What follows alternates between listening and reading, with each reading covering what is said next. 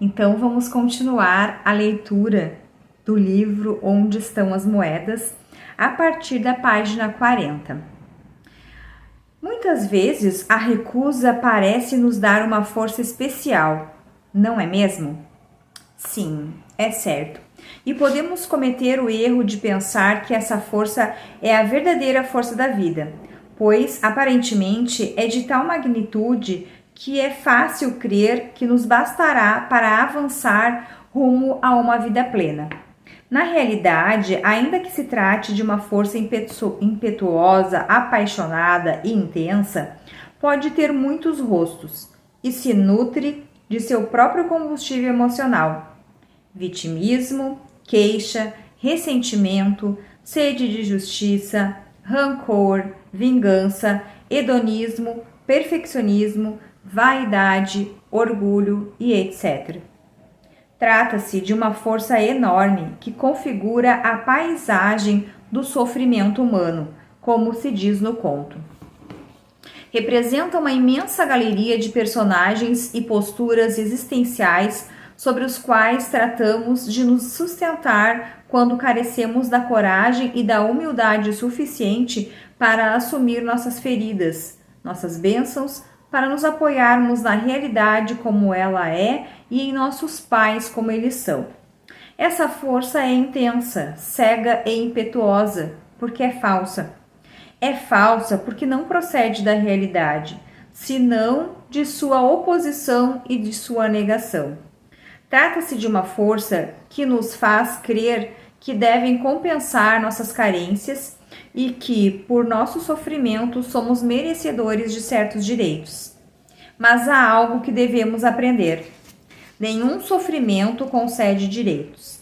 Nenhuma postura existencial edificada sobre feridas concede merecimentos. Como se afirma no relato, o único sentido desse sofrimento, que não é dor, é fazer sofrer os demais, já que a dor genuína desperta a compaixão. Por que não é adequado buscar nos outros aquilo que não obtivemos no seio familiar?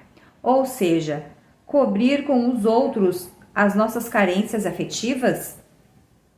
Porque seria como tentar abrir uma porta com um martelo no lugar da chave. Com o martelo, possivelmente conseguiremos abri-la, mas a quebraremos, e ela não mais voltará a servir como porta. E também por uma outra razão que aprendi por meio de muitos casos que vi como terapeuta. Porque esses afetos, ainda sendo muito sentidos, nunca podem substituir realmente outros afetos. Um afeto não substitui outro, como uma pessoa não pode substituir outra em nosso coração. Por exemplo, uma versão clássica e comum de encantamento consiste em esperar que o outro tenha e nos ofereça aquilo que não aceitamos de nossos pais. Quando aquilo que esperamos é pouco, talvez possa funcionar. Entretanto, quando é muita coisa, torna-se demasiado e impossível. Reconheço que é formidável quando alguém recupera a esperança de em algum lugar poder alcançar as tão apreciadas moedas.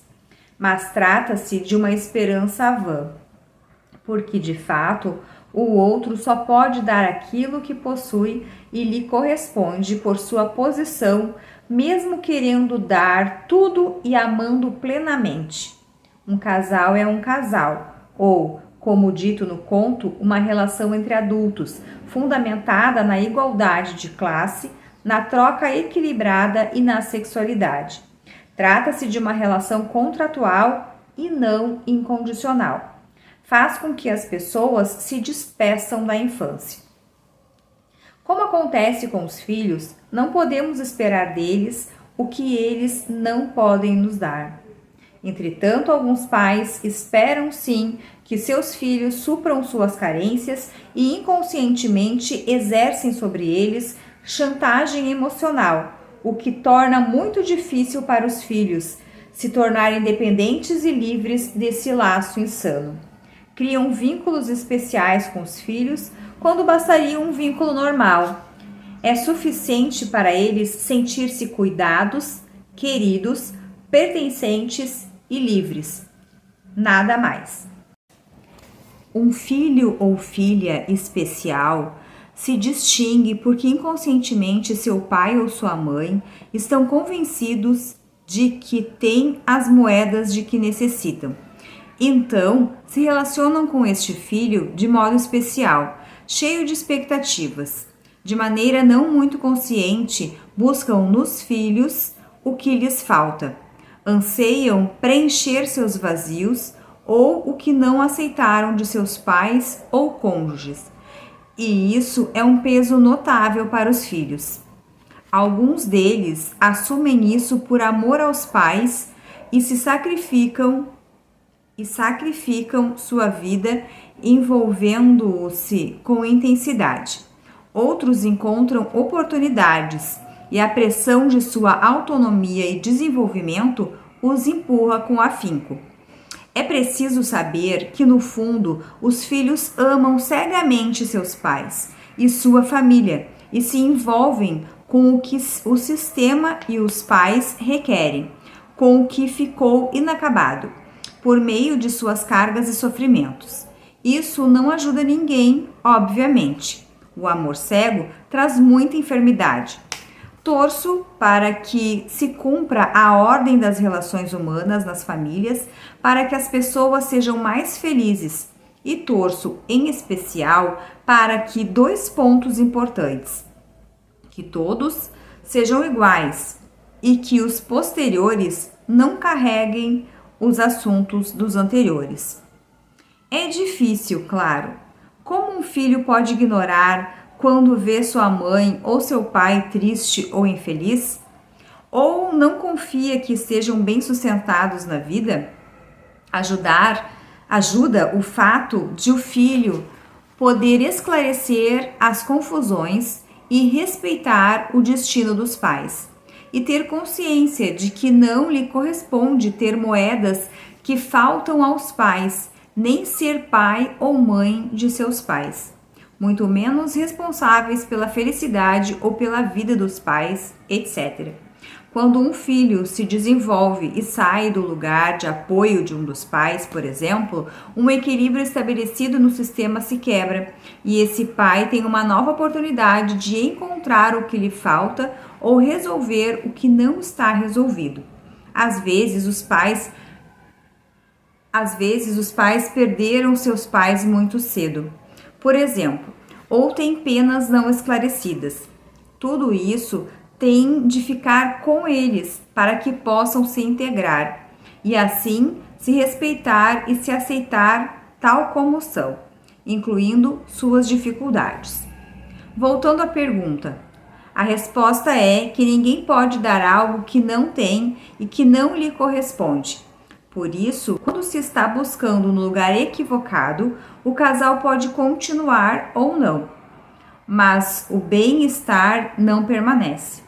As parcerias, as amizades, os relacionamentos próximos podem continuar ou não, mas o crescimento e o sorriso compartilhado não permanecem. Para muitos, trata-se de uma oportunidade de mudança, para mais uma vez questionar. Para outros, não. Às vezes, a miopia do filho, quando deixa a casa dos pais, até ressurge com redobrado impulso. Isso pode levá-lo a aumentar sua obstinação, a reativar suas razões, rancores e argumentos, por mais que o façam ainda mais infeliz. Mas às vezes sofremos de verdade. Sabemos que qualquer sofrimento se sustenta sobre boas razões e vem envolvido em argumentos brilhantes. Isso o faz mais vendável, mais justificável. Entretanto, o único sentido do sofrimento, que não é dor, é fazer sofrer os demais. A solução para o sofrimento é muito simples. Se sabemos que buscamos no lugar inadequado e que isso nos deixa insatisfeitos, talvez possamos corrigir e finalmente buscar no lugar adequado, que sempre é com nossos pais, e com a integração da nossa história pessoal, ou seja, aprendendo a apreciá-la por mais dolorosa que seja. Na prática, as dinâmicas familiares afetivas são muito complexas e sutis, e com frequência uma crise, separação, problema com filhos ou qualquer outro infortúnio costuma ser uma oportunidade para trazer à tona e rever o que é preciso ser recolocado na relação com os pais ou com a família de origem, e com eles enfrentar os assuntos pendentes. Quando o caminho com o qual pretendíamos nos encher falha, quando uma crise nos assola, quando um trecho do nosso caminho se esgota, talvez se abra uma oportunidade, sobretudo se somos capazes de permanecer em nossa fragilidade e abrir o coração. Como todas as pessoas, os pais são mais reais que perfeitos, e é suficiente que sejam assim. Quem exige perfeição fica sozinho, nem sequer tem a si próprio, porque também se acha imperfeito. As ideias de perfeição pertencem ao reino da nossa imaginação mental, mas a realidade, que seguramente anda pouco preocupada consigo e com sua melhoria, é que talvez a realidade seja perfeita por si mesma, tal como é nesse momento, incluindo nossos desejos de mudá-la, que também são tão reais. O que ajuda não é muito popular, mas faz efeito e consiste em estar de acordo com a mente, o corpo e a alma, inclusive com a dor que se sente. É estar de acordo no coração com o fato de que as coisas são como são e se abrir emocionalmente a isso. A maioria das pessoas ama profundamente seus pais e, quando param de se fechar em seus argumentos defensivos, reabrem o coração e superam a dor, voltando a sentir o amor e a ternura que tinham por eles.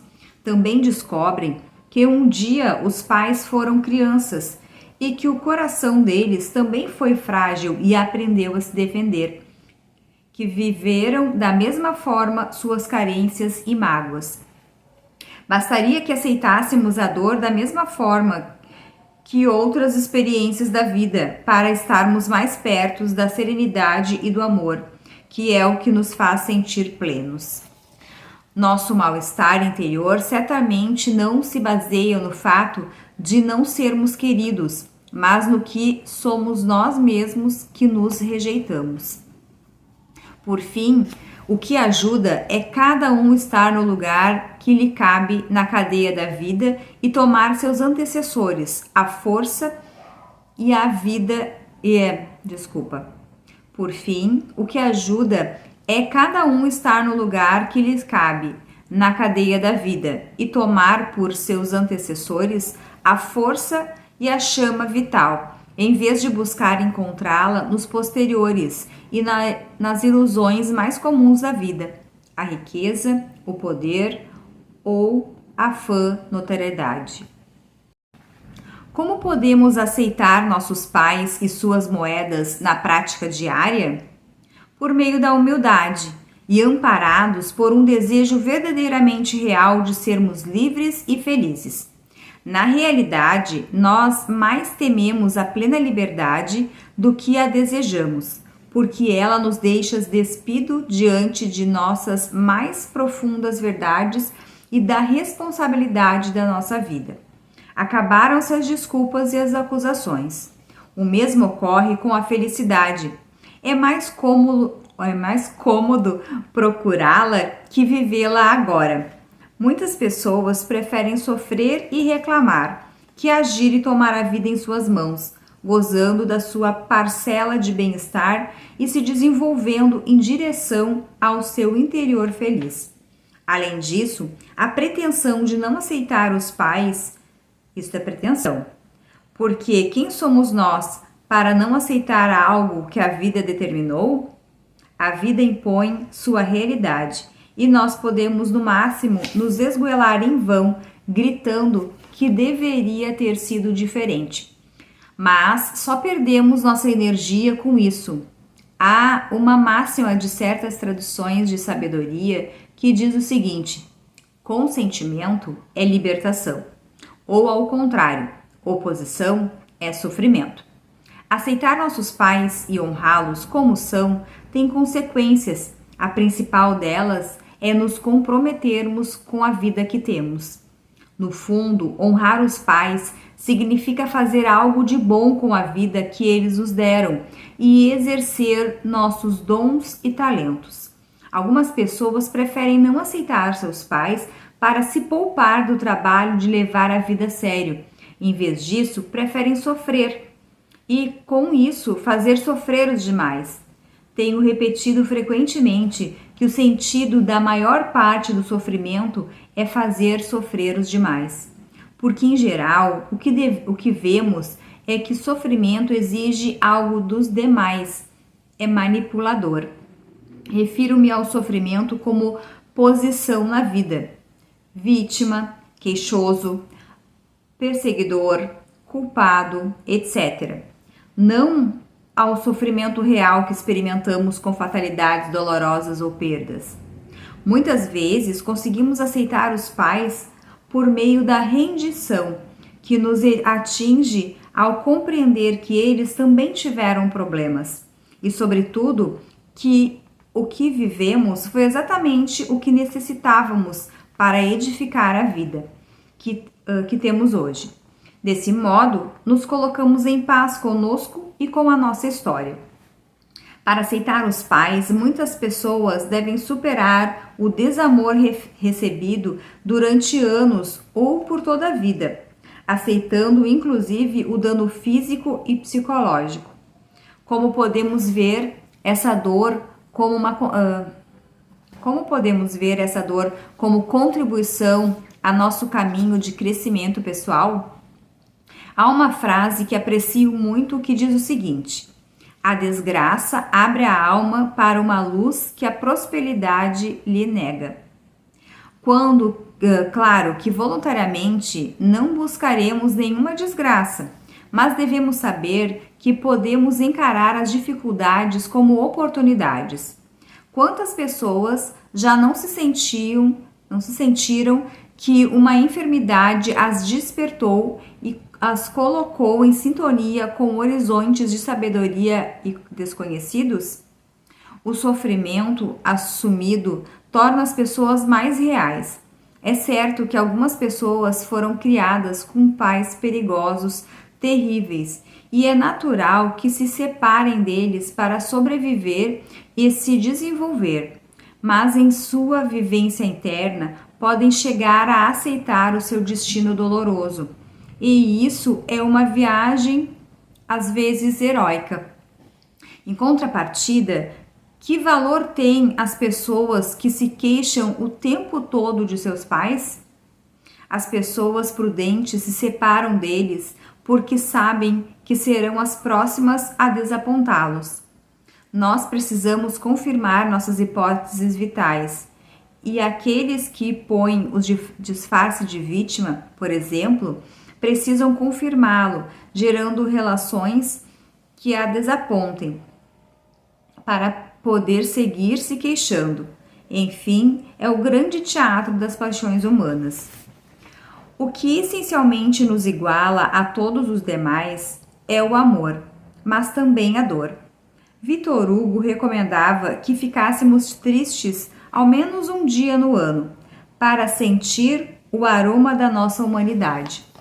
É preciso dizer também que a maioria dos pais amam seus filhos, mesmo que em algumas ocasiões não consigam, devido à própria dor, expressar isso e vivê-lo de maneira que o filho se sinta bem. Tomara que esses filhos possam se desenvolver bem e dessa maneira dar algo bom à própria história familiar. Na prática budista de tocar a terra, descrita pelo monge vietnamita Thich Nhat Hanh, há uma reverência em agradecimento aos antepassados que diz o seguinte: vejo que a origem de minhas raízes procede de meu pai, de minha mãe, de meus avós, de minhas avós, de todos os meus antepassados. Sei que sou apenas a contribuição dessa linhagem ancestral. Por favor, me apoiem, me protejam e me permitam sua energia. Sei que onde quer que os filhos e netos estejam, os antepassados estão ali.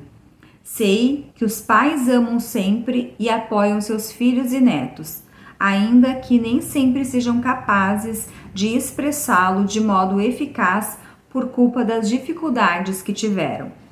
Vejo que meus antepassados tentaram construir um modo de vida baseado na gratidão, na alegria, na confiança, no respeito e no amor compassivo. Na continuação de meus antepassados,